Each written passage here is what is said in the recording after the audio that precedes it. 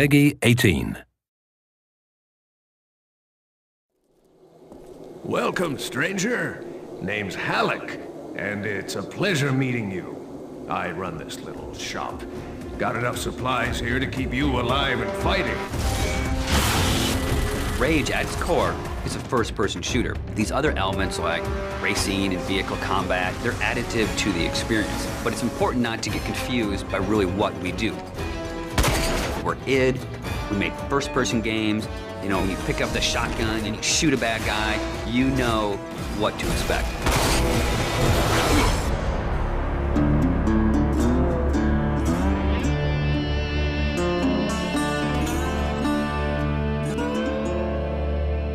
So in Rage, what we've tried to do is in every new environment that you enter, we give you a new weapon or a new ammo type or a new engineering item to keep the experience fresh. And as you play through the game, your arsenal grows and grows.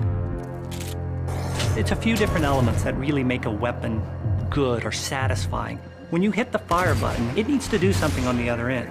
And that's where you get the feedback from blowing a head off or seeing a cool death animation. You know, I've always loved shotguns in all of the id games especially. I think if we didn't have a shotgun, a lot of fans would be upset. But the crossbow, because it's so different and so new, it's almost like this utility weapon.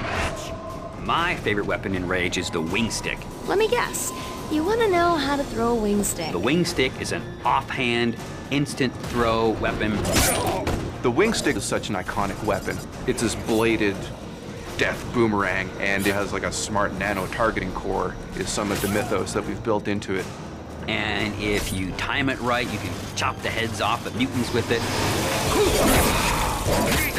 We have these things we call gadgets or engineering items. Things like a little remote control car with a bomb attached to it.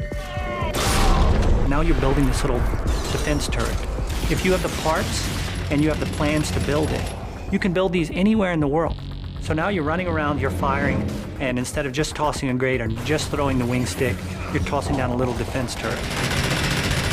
We have other more complex engineering items as you progress through the game, things like sentry bots that are automated robots that shoot all your enemies for you. If you utilize some of the other gadgetry items, you can make it a thinking man's game. But it doesn't stray too far from our core mechanics. It's one button. It all follows the same principle. I pay nicely for quality goods. There is an economy, and when people first think about the economy, they think RPG. But the economy is really your tool to manipulate how you want to play the game. It really is this player choice mechanic. So you're picking up this cash and these other cool items, then you sell it and you pick which ammos you want to buy. When you get these new things, you'll want to try it out, and when you do, you learn how that impacts you as the player and how you want to approach a situation. But at every step of the way, we never want the inventory to get in the way. It's there for a reason, it always has a purpose, but we still want to stay true to that kind of action. The world in Rage is about survival and all the elements that the player will need to succeed in surviving. It's up to them how they want to use those gadgets, weapons, and ammo types. Along with the action shooter experience role that we intend for the player to take, we create these different options in the gameplay when you get into an area with all these various implements of death. Or, you know, you may not want to have any strategy. You just may want to kick in the door, pull out your big shotgun, and start blasting away at the bad guys. We really give players the opportunity to engage the enemy AI in the way that's best for them. And we feel that that adds a lot of life and replayability to the game.